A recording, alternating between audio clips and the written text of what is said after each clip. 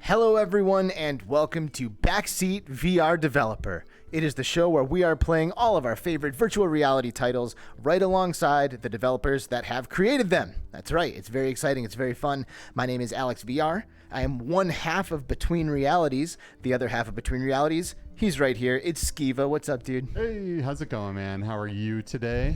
I am very, very well, thank you. I am excited to grab a sword and do some battle because today we're playing Swordsman VR, and from Sinn Studio, joining us is the man himself, Alek Sinn. Alek, what is up, dude? Thank you for being here. Thanks for having me, guys. This is really exciting. I was telling you before we started, I've never done this kind of backseat thing before. This is really new. exciting. This is new. Yeah, This is it's the really only place exciting. you can get it, right here on Yeah. UploadVR. Okay, it doesn't exist. This is we're the anomaly in this world. Yeah. So we're excited to have you here, man. And a lot's been happening for you guys over at Sinn Studio in this past 6 months or so, huh? Oh yeah, constantly. It's getting wild. I mean, we're not even slowing down, which at this point I'm kind of used to it, but it's really fun. So why don't you give us just kind of like the elevator pitch, so to speak, right? Like what is happening here in Swordsman? It's changed a little bit over time, the aim and what we've been able to do, but essentially Swordsman is a physics-based combat game for virtual reality with a focus on actual swordplay. So it's not so much like, Bladed Sorcery, for example, where the focus is like a physics sandbox. You're kind of manhandling your opponents. You're like a god, which is very fun, don't get me wrong. We wanted to go more towards like HEMA-inspired actual swordplay with opponents that can be more mindful of you and can kill you more easily, making you feel less like a god and more like you're in actual danger. You could still do those cool things, like you could mess around with modifiers, and I'm sure we'll get into that, to make yourself more powerful and to make the game a little more arcadey in that sense. But that's the beauty of it, like it lets you control how you play, and again the focus being the swordplay itself. And I'm kind of just exploring this first room that you spawn us into when you get the game started, and it looks like there are some different stations here that you can maybe purchase, unlock gear and weapons. Is that how it works? Yeah, so there's three shops here. There's three NPCs. The one you're looking at right now, the blacksmith, you can buy weapons from. Behind you there's the armorer, in that corner, to let you buy armor. And there's another NPC that's called the skill master, just down there, to let you upgrade your stats. So I mean, there is RPG elements in this sense, character progression. You can kind of pick and choose what direction you're going to go in and what playstyle you have. You could have like a samurai armor set, which makes you faster with katanas, but then you could like upgrade your strength stat and just be really OP in that sense. So you're kind of like a glass cannon, but it's an option, right? And so you can kind of control your playstyle through these shops. I got a note though, there are a few weapons in the blacksmith that you can't just go and buy from in-game gold. You have to either beat bosses to unlock them or do certain special things, which maybe we'll get into, but Sweet. So, and it looks like here when you go to the play tab, there is a main story. So this is like some kind of like single player campaign situation that's going on. And then in arena mode, what's the main difference here?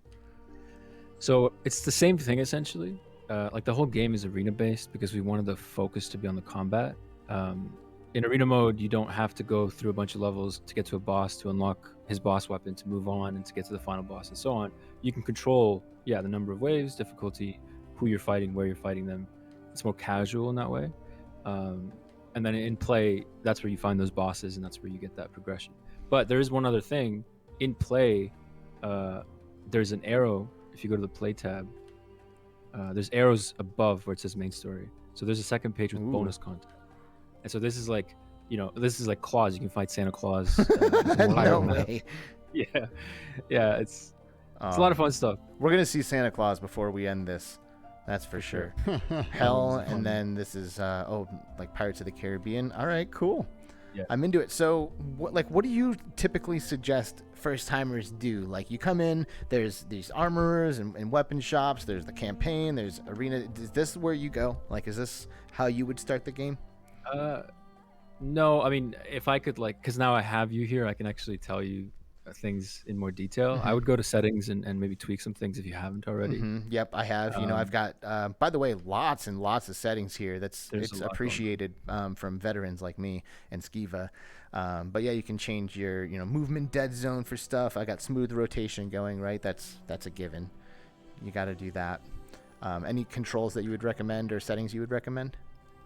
Not for the settings. I think it's more so personal preference. But for the modifiers, yeah, enemy armor physics I definitely recommend if you want it to feel realistic. That means like Otherwise- a sword bounces off a plate and stuff like that. Yeah, any armor that they have will prevent you from hitting them there. I mean, you'll hear like the metal clank and everything. It's really cool, and it's a lot more immersive than like hitting plate armor and then seeing a cut or blood. It's just Right. I get it. it makes it a lot easier too if you can just plow through them in any way you want. Doomfist. Yeah, so for starting, that would be it.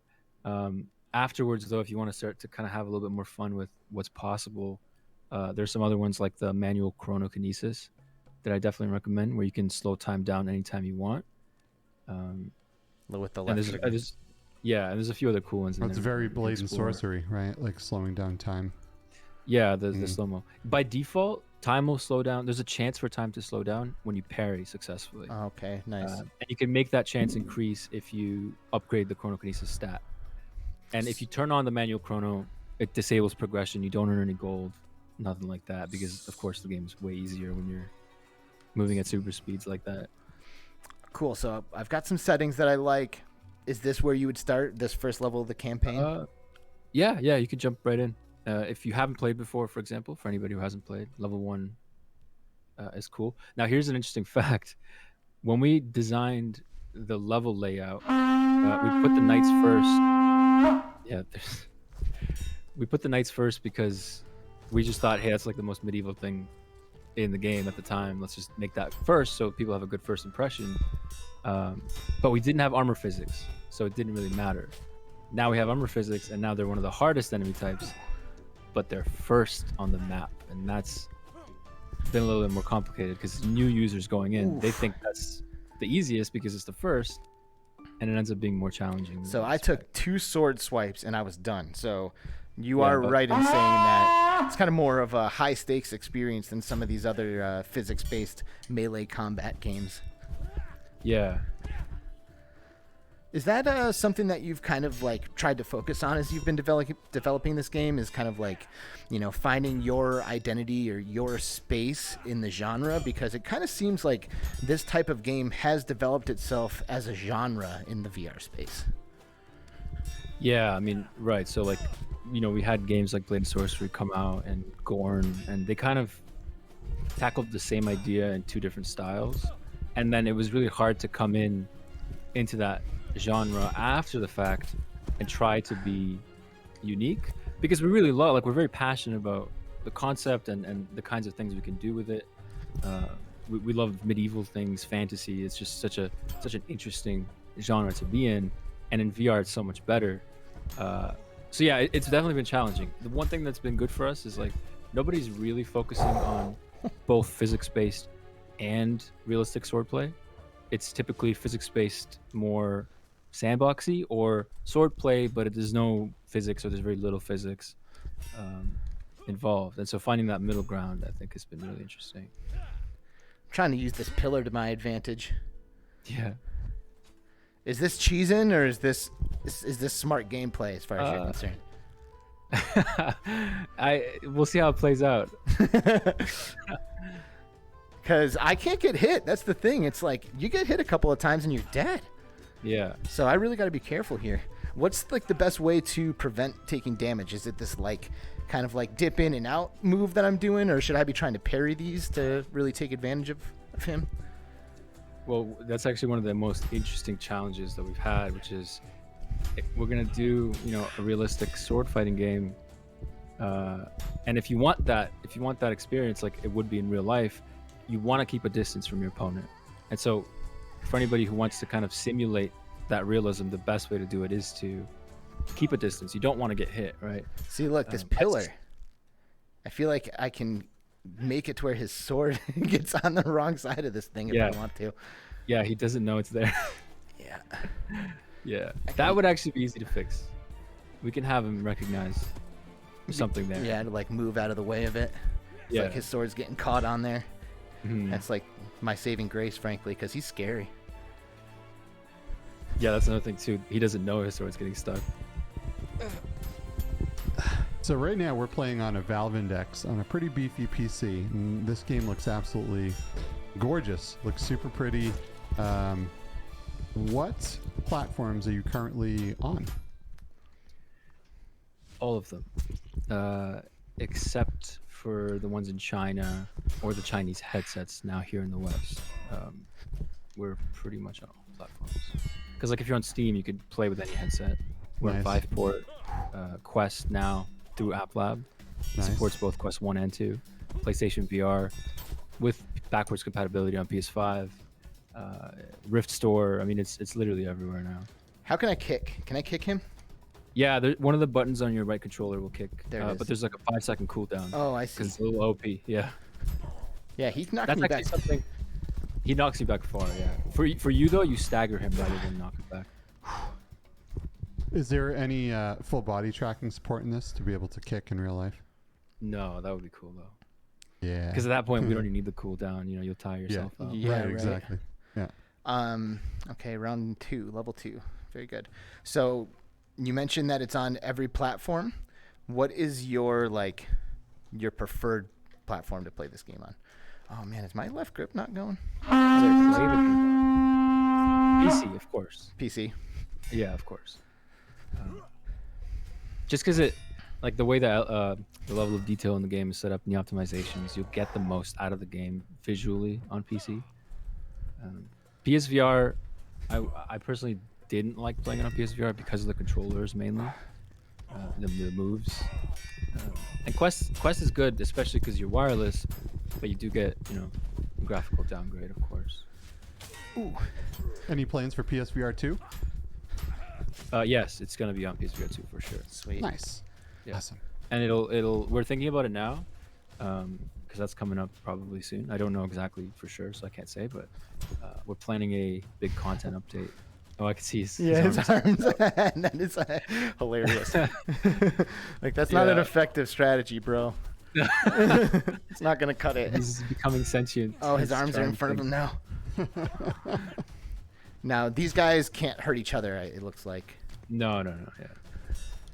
They do know, they are aware of each other's presence though, but I think there's a bug where they sometimes attack you when they're too far away, and so they get tripped up.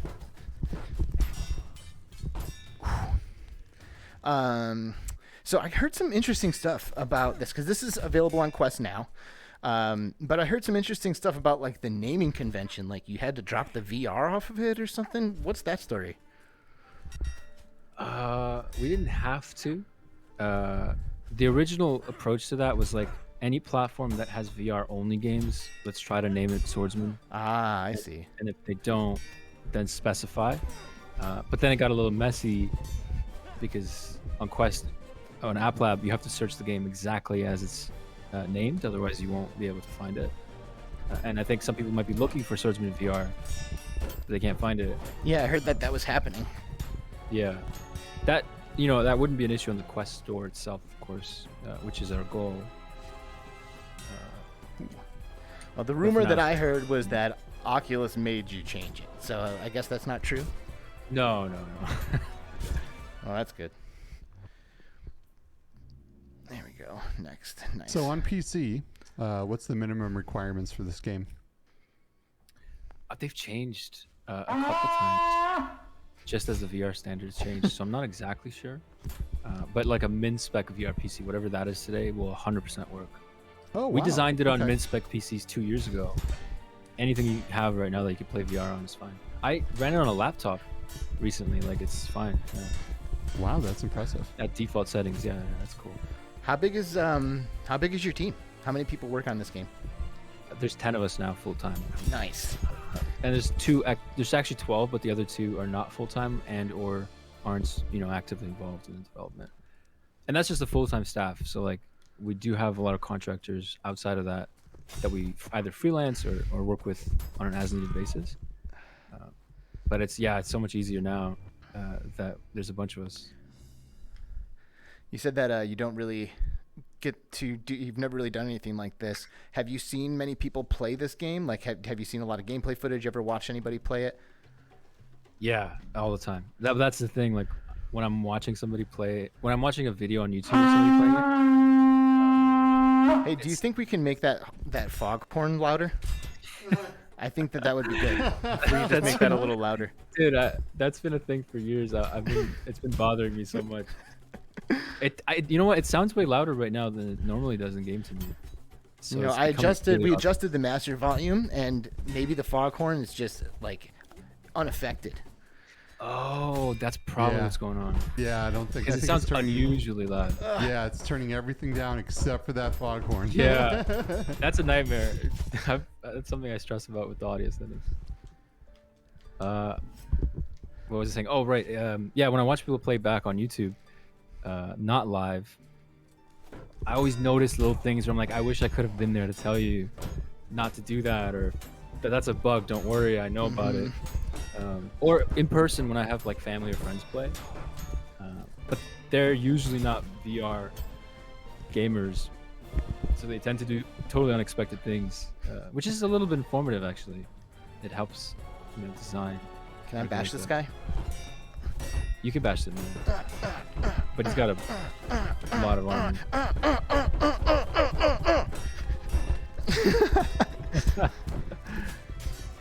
Oh, nice leg swipe. Ooh. Oh wow. Both of them. That was weird. I love it. You know what? So you see how his arms are twisted up? That guy in the back. Yep. They're fine now, but there's a lot. That's an interesting one. So the weapon is basically welded to one of his hands, and then it's physically constrained to the other hand, which means every frame the physics constraint is trying to figure out how to hold it together to his offhand. And then you have the body itself simulating. There's just so many layers of physics constraints going on that sometimes they don't play well together. So it's just a matter of fine-tuning. So what does it make you feel like when you see stuff like that on a playthrough, right? Because obviously that's not intended, but then you see it, like, do you cringe or do you laugh like we do? Like, what goes through your head? I cringe. Because to me, I'm like, I know I can fix this, but the video's already out, and everybody forever who sees this is going to think that's just what happens. And that's usually the case with bugs. I'm like, oh, it's like a 2-minute fix. Well, for the record, as a gamer, as long as the game is like mostly put together, a little touch of like something janking out can almost enhance the experience. Like it might break the immersion a little bit, but it is hilarious. Like to see something like that in VR, like someone just like twitching out or like flying around the room or something. I personally don't hate it, and I'm usually able to forgive it, especially when it comes from a small studio and they're trying their best to make something that's ambitious, Yeah. As long as it's not a constant bother. What would you say is like the most unexpectedly difficult part of the game development process for you guys? Oh, for this game in particular, I guess? Yeah. Geez. I mean, when you're trying to do something like this, we're designing it thinking, let's find a balance between realistic HEMA sword fighting and the average game, so that anybody going in can be like, oh, okay, I get it, and this feels like I'm sword fighting.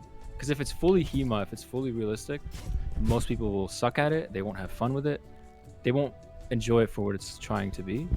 And if it's too arcadey, if it's too easy, if it's too much of a game, then we can't really do what we're setting out to do. And so finding that balance is nearly impossible, because you don't know. Like, some people will come to me and they're like, this game's way too hard, and other people will come and they say it's way too easy.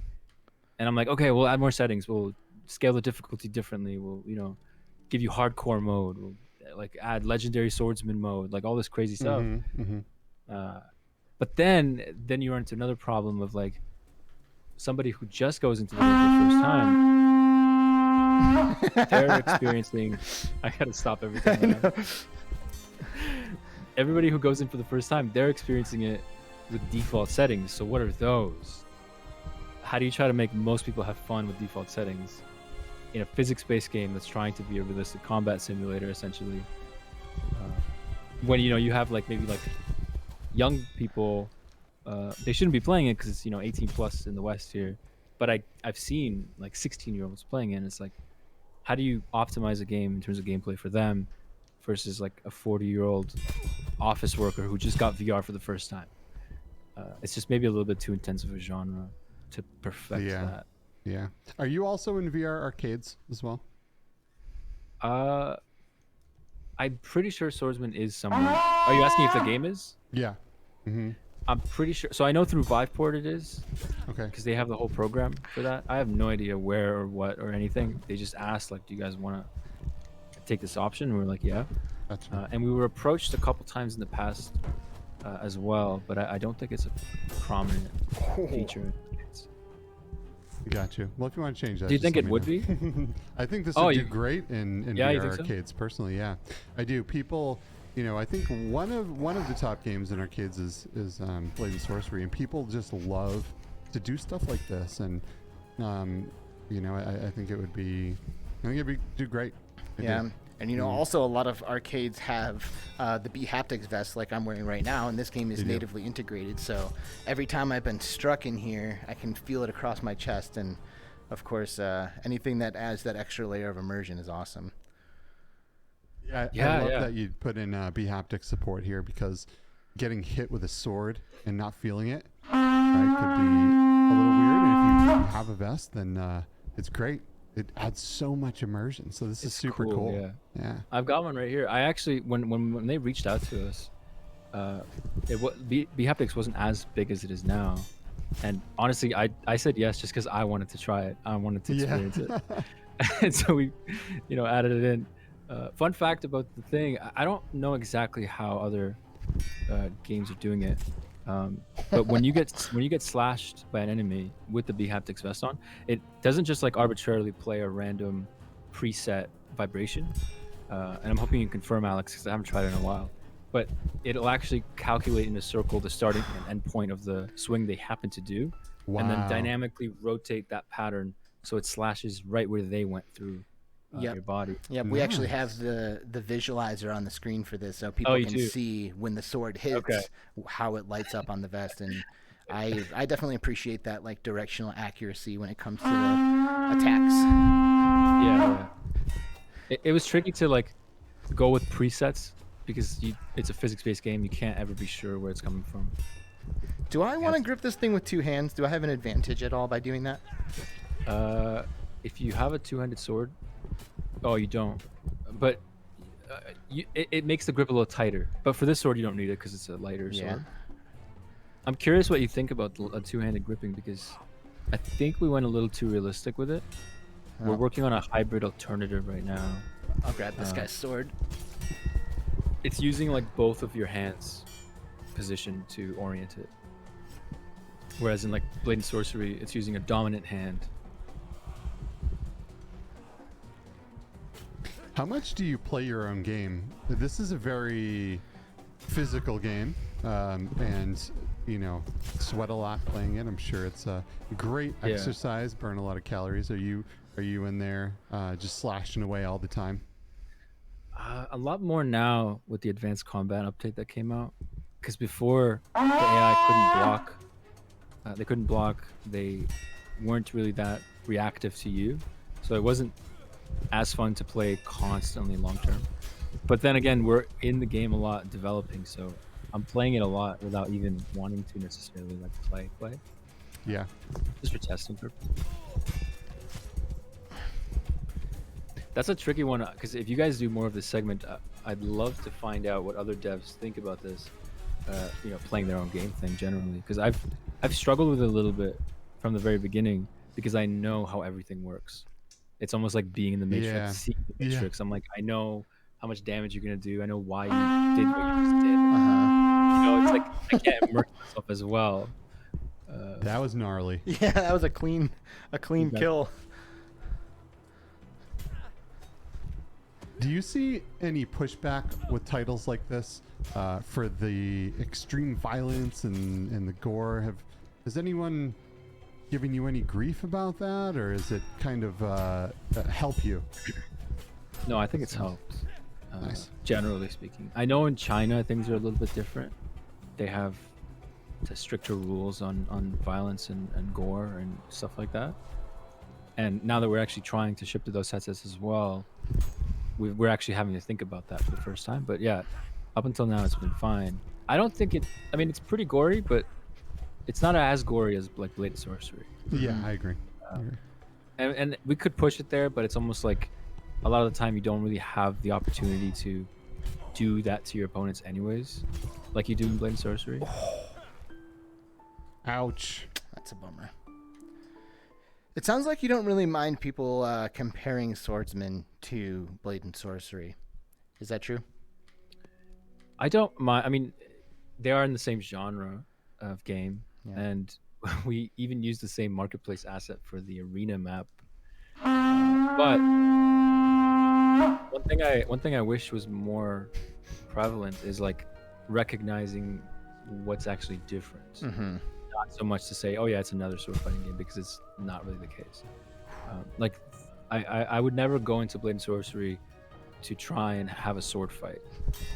At least not yet. I know they're working on AI stuff, but just up until now, it's not really been the case. Yeah, you go in there to murder.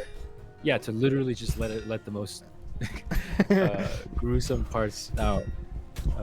But then, like, I would go into something like Swordsman to have that combat engagement. So when you watch me play, oh my gosh, come on. Yeah. When you watch me play, what would you be doing differently, right? Like, am I taking an approach to my combat that you wouldn't, what are you noticing when you watch me? No, you're great. This is actually one of the most satisfying combat engagements in terms of Swordsman that I've seen. Oh, great. There's a lot of people who will like go in and just like get into the enemy's face and try to stab them.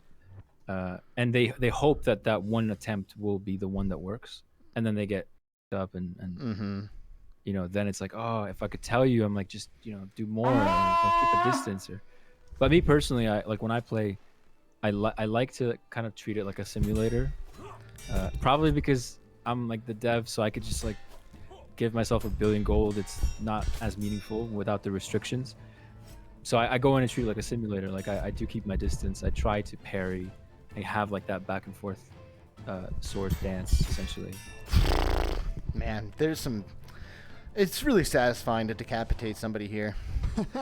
Because not every swing does it, so when you get it, it does feel nice. Yeah. There is a modifier to make it. Oh my god, what's going on? That is hilarious. I'm really glad you caught that. So it looks like it's like my sword is stuck in his head somewhere. Yeah. There is sword slap. You could stab, penetrate with the edge of the sword, which I think is what's going on. Oh, that got me. And I noticed there's like a horde, like zombie mode or something. Maybe I should check that out before we get to the end. Yeah. Try that. We got about 2 minutes. Classic. This is for everything except on Quest App Lab. This is not available on App Lab yet. We're still optimizing the map. It's a little bit bigger than what we're used to. There's like interiors. You will do it though? Yeah. And we're gonna add more horde maps. Like we're thinking of doing one in Egypt. Instead of zombies, it's mummies. Ooh, just to spice it up as an alternative. Yeah. Can I break this? That would be nice. Just break a bunch of liquid out. We could make it breakable. That would be. Let's take it further though. What would happen other than just liquid splashes? Well, if it's like filled with alcohol, maybe it could like fuzz my vision when it hits me. It gets you drunk. I like that. And it pours down the haptic vest. Yes. Mm-hmm. Yeah. Yeah. You can just go ahead and implement that, and then put us into the credits. So that'll be fun. I got you. What are some future plans that you have for this game? So right now we're working on, actually next week an update's going to come out called Finisher. We went live with the trailer yesterday, so anybody can check it out on the Swordsman YouTube channel. It's essentially when enemies get to 0 HP, they're going to have a chance to go into like an execution state where they'll like fall to their knees and like nice. Kind of like a Mortal Kombat KO. Like they'll just wait there for you to finish. Nice. Oh wow, cool. And you'll be able to turn that, adjust the chance for that as well in settings. And this episode is coming out later on, so by the time everyone here sees this, that update should be out. So yeah, it should be out on maybe Monday or Tuesday. But don't quote me on that, just in case. No quotes. And then we've got hand-to-hand combat for the AI coming back. We have to disable that temporarily. And then we've got ranged combat. We're gonna add bows and crossbows for you and the enemies. Nice. And then we're gonna do a training ground, which is that one's a little bit bigger of a thing because there's gonna be a lot of challenges and mini games and global leaderboards and like all kinds of cool stuff. And then we've got some plans beyond that, but we haven't gone that far yet publicly. So, maybe we'll chat again and I can fill you guys in on the details. Nice. So it sounds like you guys are in it for the long haul then with Swordsman. Yeah. I wish I have so much to tell you, and I wish I could tell you it. I'm just ready to explode. That's cool. That's good enough for us. It's nice to know that developers have tons of plans, and you guys are going to continue to expand on this title. There's obviously a lot going on here, which I think a lot of us seasoned gamers really appreciate. More options, more game modes.